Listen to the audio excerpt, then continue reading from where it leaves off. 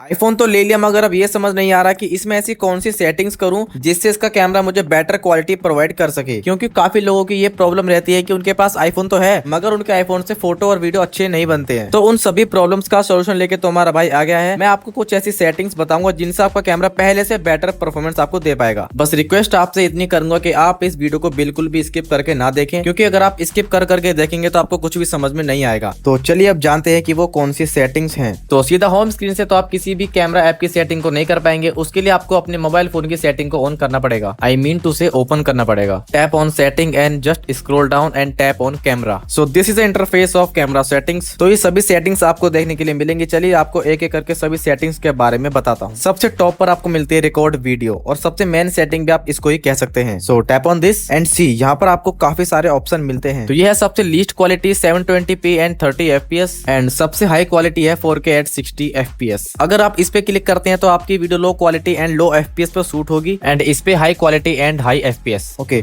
Now I tell you what's the difference. वैसे आप अगर अपनी वीडियो को 4K एट 60 fps पे शूट करेंगे तो आपको बेटर क्वालिटी मिलेगी, एंड 720p 30 fps पर आपको सबसे ज्यादा लो क्वालिटी मिलेगी। लेकिन एक चीज यहाँ पर यह भी होती है कि अगर आप शूट करते हैं 4K एट 60 fps पे तो वीडियो तो आपकी काफी अच्छी बनेगी, लेकिन आपका उससे ये होता है कि आपके आईफोन का स्टोरेज, अगर आप 4K एट 60 fps पे वीडियो बनाते हैं तो स्टोरेज बहुत जल्दी फील होने लगता है, क्योंकि इससे 1 मिनट की वीडियो अराउंड 1 GB तक हो जाती है। लेकिन अगर आप चाहते हैं कि वीडियो की क्वालिटी भी अच्छी मिले और स्टोरेज भी जल्दी ना भरे तो आप इसको सेट कर सकते हैं 180p एंड 60 fps पर। इस पे भी आपको वीडियो की क्वालिटी अच्छी खासी मिल जाती है और fps भी कमाल के मिलते हैं, और आपके आईफोन का स्टोरेज भी मैनेज रहेगा। बाकी इसके नीचे की आपको सारी सेटिंग्स ऑन कर देनी है। तो अगर आप इस सेटिंग को ऑन करते हैं शो पहल वाले ऑप्शन को, तो इससे आपका होता क्या है कि अगर आप देखें मेरे फोन के साइड में लाइट ब्लिंकर हो रही है, तो अगर आप अपने आईफोन से 4K 24 fps पहल वाले ऑप्शन को ऑन करके वीडियो रिकॉर्ड करेंगे तो ये लाइट ब्लिंकर की आपको प्रॉब्लम नहीं मिलेगी। तो इसका यूज हम तब करते हैं जब हमारे आसपास लो लाइटिंग की प्रॉब्लम होती है। अगली सेटिंग की ओर बढ़ते हैं दोस्तों, ये है रिकॉर्डिंग स्लोमो। इसमें ज्यादा कुछ नहीं है, आपको इसे 180p एंड 240 fps पर ही सेट करके रखना है। Next setting is record sound. So tap on this and see. यहाँ पर भी आपको दो ऑप्शन मिलते हैं, स्टेरियो एंड मोनो। इसे भी आपको स्टेरियो पर ही सेट करके रखना है। इसका काम होता है कि जब आप अपने आईफोन से कोई भी वीडियो रिकॉर्डिंग करते हैं तो जो आपके आईफोन में दो माइक दिए होते हैं उन दोनों माइक्रोफोन से लेफ्ट और राइट रिकॉर्डिंग शुरू हो जाएगी, जिससे आपकी वीडियो काफी ज्यादा अच्छी बनेगी। तो इसे आपको स्टेरियो पर ही सेट करके रखना है। चलिए बढ़ते हैं अगली सेटिंग की ओर, और अगली सेटिंग है format. So tap on this and C.